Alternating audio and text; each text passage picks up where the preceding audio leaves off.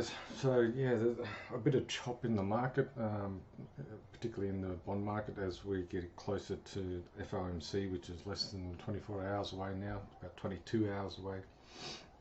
The market's pricing in a 75 basis point move.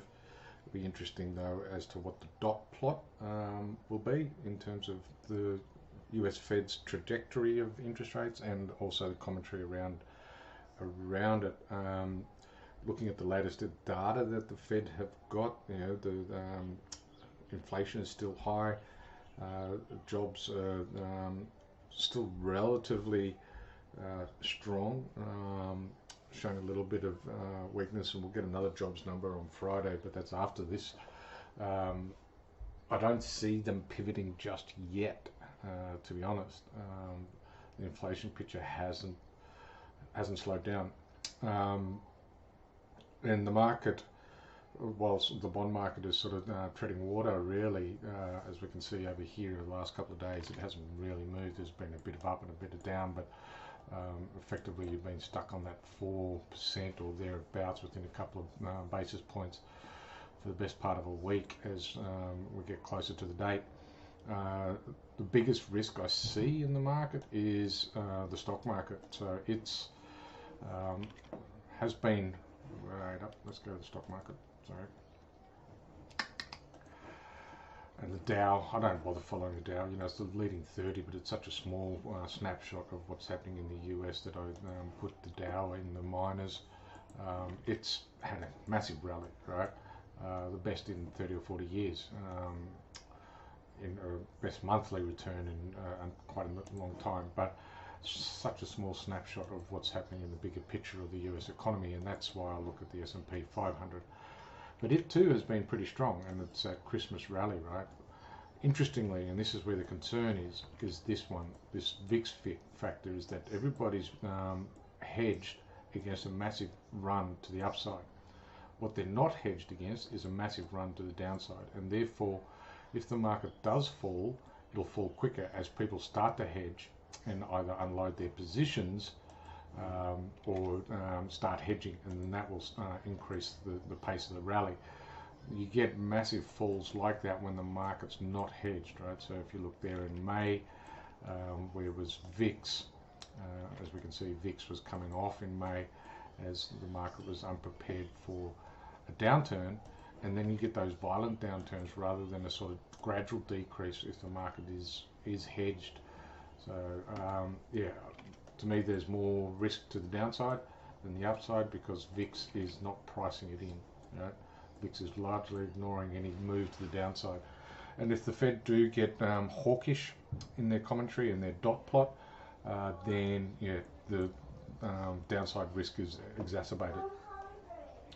So looking at stocks all over, they're also a little bit weak, but still in an uptrend. Nasdaq still weak. China's trying to reverse.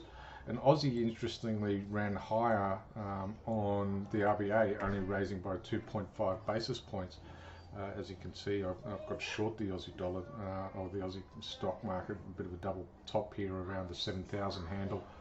Plus, I think the market has ignored what the Philip Lowe said when a couple of months ago he said, yes, we'll be slowing interest rate moves down.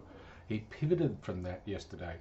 Whilst he only raised by 0.25 basis points, he actually pivoted from that, saying we're going to go higher for longer, otherwise inflation is going to get out of hand, and then we'll have to really get aggressive with interest rates and push the Australian economy into a recession. So higher rates for longer, yet the market got extremely bullish. And the Aussie dollar initially sold off on the announcement, but then made its way back, as you can see.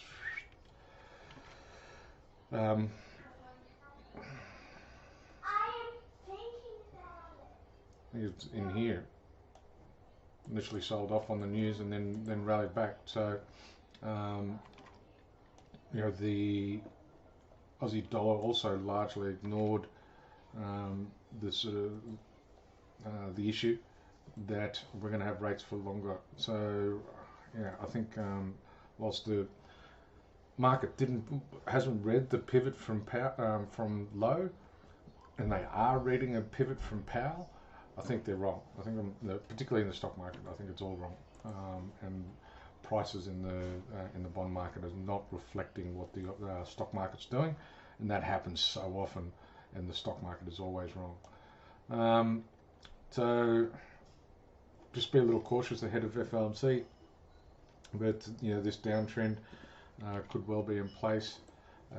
That said, it could easily re-engage in the uptrend and go and make a new high.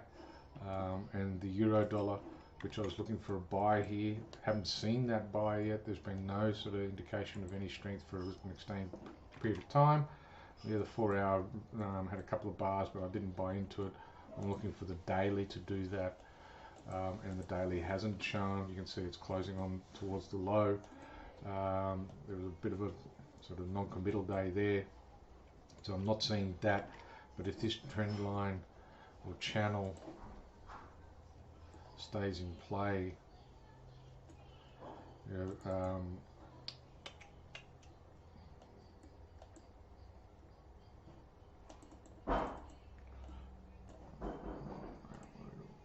that dot? I can't see it.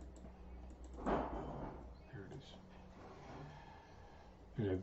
This kind of channel that it's looks like it's in. I expect that we're going to find a bounce around here, but we could make a new low quite easily. And if the Fed don't pivot and the US dollar gets stronger as stocks tank, then we'll re-engage in a new downtrend. So a lot of volatility over the next, in about 22 hours time when the Fed comes out. And if you know what you're doing, that can be fun to trade and lucrative, but if you don't, it'll cost you and blow your account up, so just be careful. Alright guys, we'll see you tomorrow with the outcome. Cheers.